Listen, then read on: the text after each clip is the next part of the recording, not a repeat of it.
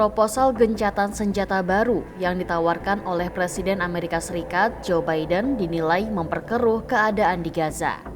Ini adalah proposal yang jauh lebih rinci dibandingkan dengan apa yang telah kita lihat pada putaran perundingan dan pembicaraan sebelumnya. Kesepakatan ini membahas mengenai tujuan akhir setelah perang usai, yaitu rekonstruksi Gaza. Sebuah solusi politik jangka panjang yang tertuang di fase ketiga proposal tersebut. Sejauh ini adalah kesepakatan yang paling menarik karena adanya fase ketiga tersebut. Al Jazeera melaporkan. Bisa dikatakan kalau fase ketiga ini adalah sesuatu yang belum pernah dilihat sebelumnya. Semua perundingan lainnya pada dasarnya terhenti karena satu hal, Hamas ingin mengakhiri perang secara permanen.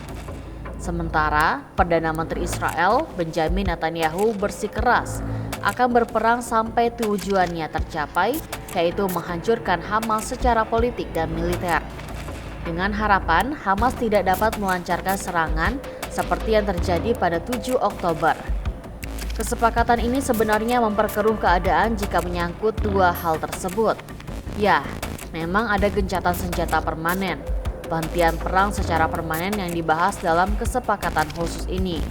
Akan tetapi, apakah hal ini memberikan ruang gerak bagi Hamas untuk bertahan dalam bentuk tertentu?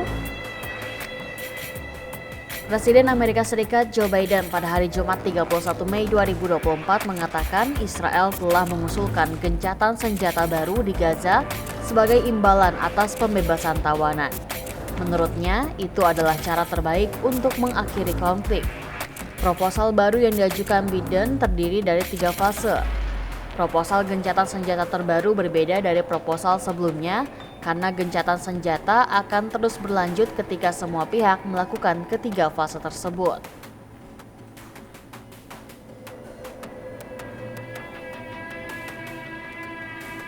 Fase pertama berlangsung selama 6 minggu di mana pasukan Israel akan menarik diri dari pusat populasi Gaza.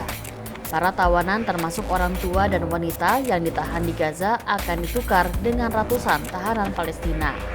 Warga sipil Palestina akan kembali ke Gaza termasuk Gaza Utara.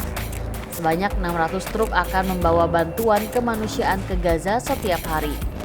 Para analis mempertanyakan apakah pasukan Israel akan tetap berada di Gaza bahkan setelah gencatan senjata diberlakukan.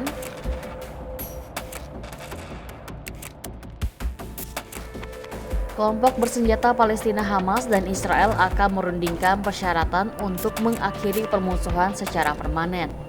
Gencatan senjata akan terus berlanjut selama negosiasi terus berlanjut. Fase ketiga, rencana rekonstruksi Gaza dan solusi politik jangka panjang. Hamas mengatakan pihaknya menyambut baik pernyataan Biden.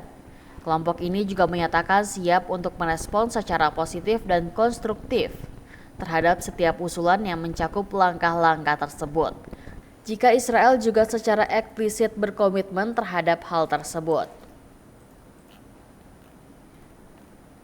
Sebuah proposal penyanderaan yang diajukan awal tahun ini menyerukan pembebasan tawanan yang sakit, lanjut usia, dan terluka di Gaza dengan imbalan gencatan senjata selama 6 minggu yang dapat diperpanjang untuk memungkinkan lebih banyak bantuan disalurkan ke wilayah kantong tersebut.